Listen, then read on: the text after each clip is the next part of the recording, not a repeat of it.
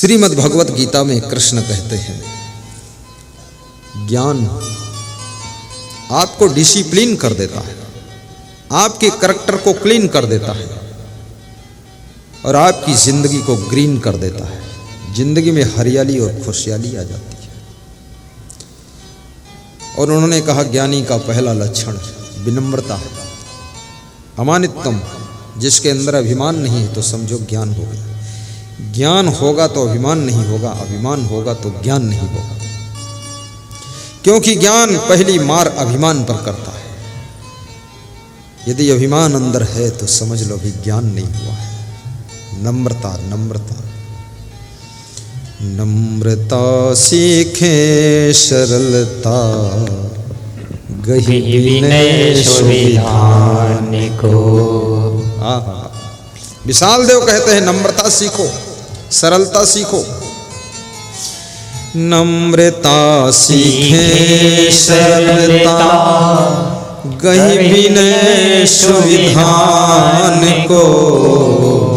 आपसे गुरुदेव विनती, ये सदा निर्धार हो। विशाल देव के एक शिष्य हुए जिनका नाम प्रेम साहब था।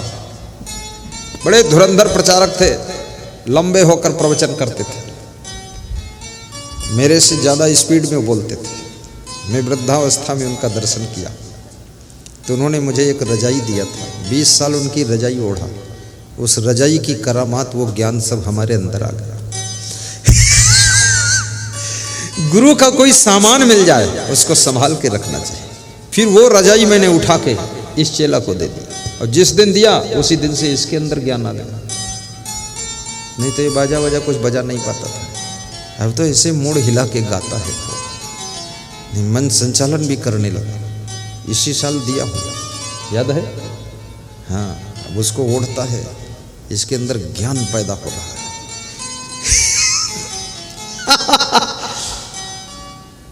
महान पुरुषों की चीज को संभाल के रखना चाहिए। छोटे छोटे खड़ाऊ आते हैं चांदी जैसे और स्वर्ण कलर के। एक भक्त एक छोटी सी कटोरी लाया चांदी की, होगी 1000 रुपये की, और 1000 रुपये के खड़ाऊ चांदी के। तो इतने बड़े खड़ाऊ थे। बोला इनको पहनो, तो मैंने कहा ये तो मेरी अंगुली के बराबर नहीं।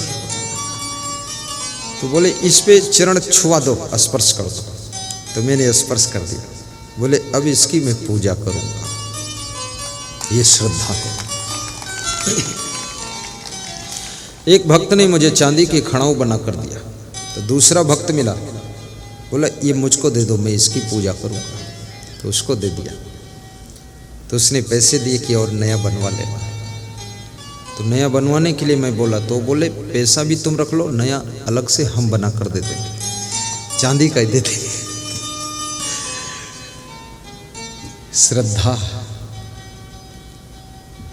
भरत को भगवान राम ने क्या दिया था? केवल चरण पादुका ही तो दिया था। सिर पर धर करके लाए थे। भरत का नाम अमर हो गया। गुरु की प्रयोग की गई कोई छड़ी मिल जाए, उसको रख करके लोग दर्शन करना, उनके चित्र को लगा करके दर्शन करना। कभी उनकी पुरानी घड़ी मिल जाए, नई घड़ी लाकर भेंट कर देना, पुरानी घड़ी ले जाकर रखना। टाइम बताए न बताए, लेकिन तुम्हारी जिंदगी का पूरा टाइम सुखद बना देगी। उसका दर्शन करना, ये गुरुदेव का प्रसाद है।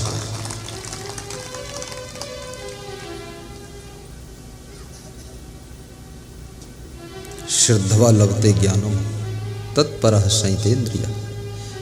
ज्ञानम लब्धवा। ज्ञान होने के बाद तुम तंबाकू नहीं खा सकते, ये गुड़ाखू नहीं घिस सकते, अपने आप छूट जाएगा। ज्ञान होते ही आडंबर छूटेगा, अंधविश्वास छूटेगा। हमारे एक भक्त हैं आजमगढ़ जिले में, श्री लल्लन तिवारी जी। मैंने कभी नहीं कहा कि तुम देवी देवता की पूजन ना करो। मेरे से एक दिन उन्होंने कहा कि सब अपने आप छूट गया, पता नहीं क्या हुआ। बोले पंडित हूँ, ब्राह्मण हूँ, इंजीनियर भी हूँ, आपने कभी कहा भी नहीं, ये सब छूट गया। अब आपका रूप कृष्ण में दिखता है और कृष्ण का रूप आप में दिखता है, बस इतना ही दिखता है, बाकी सब छूट गया है। ये बुराइयां, ये क्रोध भी आपका शांत हो जाएगा। हमारे पास में एक भक्त आया, बोला मेरी पत्नी और मेरी माँ में बनती नहीं, खटपट हो गई। मैंने कहा वाइफ को यहीं ले आओ था, ले आया। बोल रहा था अगर पत्नी तरफ ध्यान न दूं तो बैलेंस बिगड़ जाए, और माँ तरफ न ध्यान दूं तो डिसबैलेंस हो जाए, और माँ दुखी हो जाती है। तो हमने उनकी पत्नी को समझाया 2 मिनट, सभी लोग थे वहाँ। हमने कहा बेटी तुम्हारी सासू बूढ़ी हो गई है, उसका दिमाग भी काम नहीं करता है, शरीर भी काम नहीं करता है, कुछ बकती झकती रहेगी, लेकिन तुम्हारा दिमाग भी काम करता, शरीर भी काम करता है। तुम अपनी सासू में मेरा रूप देखना, और सासू की सेवा के बहाने ये समझना ये गुरु जी की ही सेवा है, और सेवा कर देना।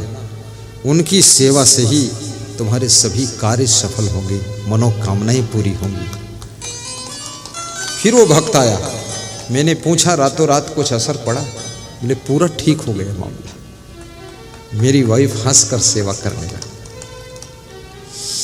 आपके घर में कोई बुजुर्ग हो, थोड़ा वो बकेंगे झकेंगे, कुछ करेंगे, हाथ मारेंगे, कभी मुक्का मारेंगे, उनकी सेवा जब करोगे कुछ दिमाग कम काम करता है। तुम कितना सेवा करोगे लेकिन फिर भी तुम्हारी बुराई भी कर सकते हैं, कुछ नहीं कर रहे हैं। तुम उनकी इन बातों से प्रभावित मत होना, तुम उनमें भी गुरु का तत्व देखना, गुरु का व्यक्तित्व देखना, और समझना मेरे गुरु की यही आज्ञा है, बुजुर्ग सास ससुर माता पिता की सेवा करूं, उनकी सेवा ही गुरु की सेवा है। सेवा उनकी करोगे, आशीर्वाद गुरुदेव का मिलेगा, सब मनोकामना पूरी हो जाएगी। अपनी बेटियों के ऊपर भी करुणा रखना, बेटियों के भावों को समझना। ये सभी बेटियां गलत नहीं होती, ऐसी दृष्टि मत बना लेना सोच। कितनी बेटियों की इतनी श्रद्धा है, इतनी भक्ति है उनमें, उनकी भक्ति के कारण उनके माँ बाप की भक्ति बढ़ रही है। आज मेरे पास में एक कथाकार 2 बेटियां आई थी, खड़ी हो जाएं, जो कथाकार बेटियां हैं उनके पिताजी खड़े हो जाएं यदि हैं। परतेवा गांव से सुबह के सत्संग में सुन रहे थे, आशीर्वाद मांगने के लिए आई हैं। बेटियों ने कहा कि हम इतने मजबूत हो जाएं कि आपका सत्संग, बड़ा सत्संग, बड़ा सत्संग, हम किसी से चंदा ना लें, अपने आप करें, ऐसी हमारी कामना है। टेंट पंडाल वाले साहब को भी लेकर आई थी, वो भी पति पत्नी आए थे। तो हमने कहा मंडप ये लगा देंगे, प्रवचन हम कर देंगे, थोड़ा खर्चा तुम कर देना, हो जाएगा प्रोग्राम। बेटियों का भाव है कि इतना योग्य बनना है, इतना महान बनना है कि गुरु जी का सत्संग कराना। और जो बेटी ये सोचने लग गई, याद रखना गुरु की श्रद्धा उसको चरित्र के पथ से विचलित नहीं होने देगी। अंदर सूक्ष्म रूप से गुरु उसके अंदर कंट्रोल का पावर पैदा कर देगा, और वो बेटी देवी के रूप में उभर कर आएगी। बेटों को भी गुरु के चरणों में श्रद्धा रखना चाहिए। आज मैं गया था, एक भक्त जी हैं यहाँ, जुगल किशोर साहू जी, उनके बेटे में बड़ी भक्ति है। 8 साल 10 साल का बेटा है, यहाँ बैठा हो तो खड़ा हो जाए बेटा। वो बेटा परसों से हमारे पास वहाँ खड़ा रहता है, लेकिन हमारी दृष्टि तो सब पर जैसे जाती वैसे जाती। आज अचानक उसके घर पधरोनी सुबह हुई, तो उसकी माँ कह रही थी, ये बेटा आपके प्रति इतना प्रेम रखता है, जब से आए हो तब से वही खड़ा रहता है। घर गए तो फिर मेरे पास खड़ा रहता था। बच्चों की भक्ति को पहचानना।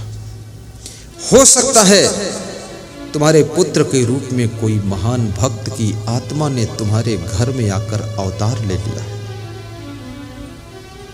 उसको अच्छे संस्कार देना, अच्छा सिचुएशन, कंडीशन, पोजीशन रखना, ऊंची शिक्षा देना और सत्संग से जुड़े रहना। उस बच्चे के लिए सत्संग में खुद जुड़ जाना, वो बच्चा एक दिन महान बनेगा। अगर संसार में रहेगा तो तुम्हारे घर को धन धान्य से भर देगा। अगर कहीं संत लाइन में लग गया तो पूरे विश्व के अंदर ज्ञान का डंका बजा देगा।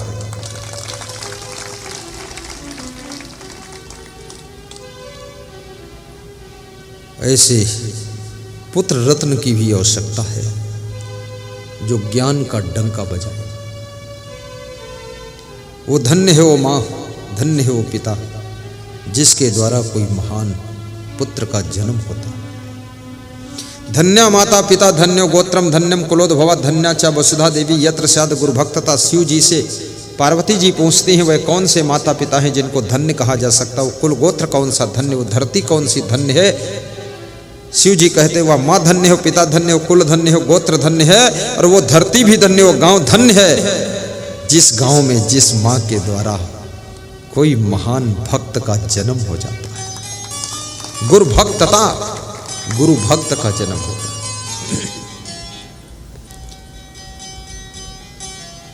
आज मेरे पास में तारनलाल साहू खिसौरा से आए थे। उनकी पत्नी रजनीबाई, दोनों यदि हैं तो खड़े हो जाए।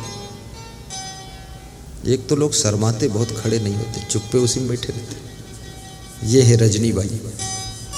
तारनलाल साहू खड़े हो, वो पीछे है, ठीक बैठो। इनका एक बेटा हमारे साथ संत है जो इस समय चीफ प्रोग्राम डायरेक्टर है।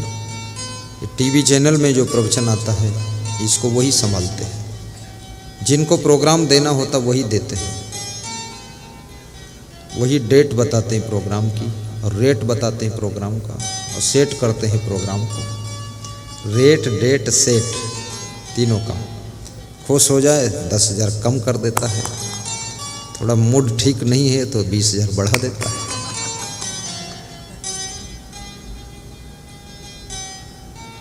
बहुत बड़ा काम किया है हमारा कबीर पंथ, आपका कबीर पंथ। आप जानते हैं कि इसमें गरीब लोग ज़्यादा है भक्ति में, किसान लोग ज़्यादा है कि नहीं? इसका कोई भी शिष्य ऐसा हो जो कलेक्टर हो, बताओ हमें एक भी। हाँ, वो अलग का था तो 2-4 हमारे साथ जुड़ गए हैं, और चुस्त कबीरपंथी कोई बहुत बड़ा नहीं है, लेकिन भक्त गरीब जरूर है पर गुरु के करीब है, गुरु के करीब है। और ये भी याद रखना, श्रद्धा भरपूर है, आस्था बहुत है। धन भले कम ज़्यादा हो लेकिन भाव कम नहीं है। सेवरी से ज़्यादा भाव है, मीरा से ज़्यादा भाव है, ध्रुव प्रहलाद से ज़्यादा तप करने की इच्छा है। ऐसे भक्त हैं इसमें। अध्यात्म का धन सच्चा धन है जो तुम्हारी आत्मा का हित करता है, जो तुम्हारे जीव के कल्याण का कार्य करता है। जीव के कल्याण के कार्य को करने वाला धन केवल आध्यात्मिक धन है, लेकिन शरीर को जीने की सुविधा प्रदान करने वाला धन भौतिक धन है। ये सोना चांदी धन, रुपये पैसे का धन, ये तब तक जरूरी है जब तक तुम्हारा शरीर जीवित है। वस्त्र चाहिए धन से ही तो मिलेंगे, मकान चाहिए धन से बनेगा, यहाँ से जाना है बॉम्बे तो धन से ही तो जाओगे। ये धन भी कमाइए, लेकिन कैसे कमाओगे धन? उन्होंने ये भी प्रश्न पूछा है श्री हेमेंद्र साहब ने कि धनवान कैसे बना जा सकता है। आहा, देखो कितनी बड़ी बात। संत से, संत ने संत से पूछा, आपके लिए पूछा है कि गुरुदेव ये भी फार्मूला बता दो कि धनवान कैसे बना जा सकता है, लक्ष्मी कैसे घर में आए। चाणक्य से किसी भक्त ने पूछा है कि लक्ष्मी कैसे घर में आती है।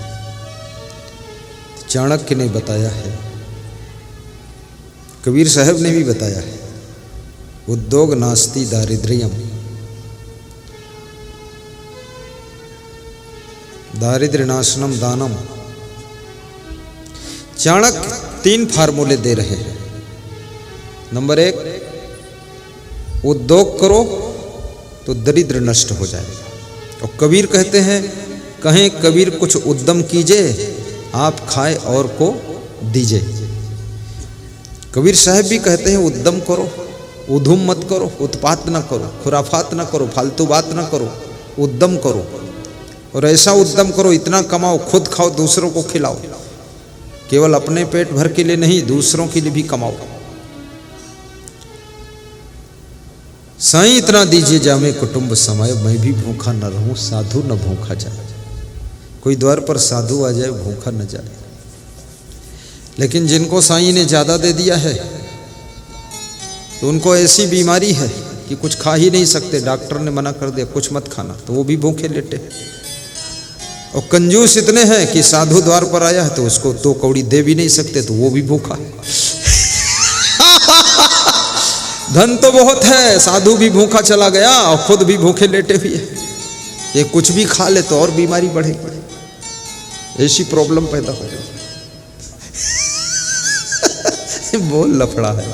अरे तुम सुखी हो, चाहे गुलगुल भजिया खाओ, चाहे प्याज वाली खाओ, चाहे टमाटर वाली खाओ, चाहे कच्चा टमाटर खाओ, सब हजम सब ठीक है। विचारक कहते हैं कि पहला सुख जो सुंदर काया, प्रथम सुख यही है कि आपकी काया सुंदर। सुंदर का मतलब क्या है? गोरा चिट्टा होना नहीं, सुंदर का मतलब है स्वस्थ होना।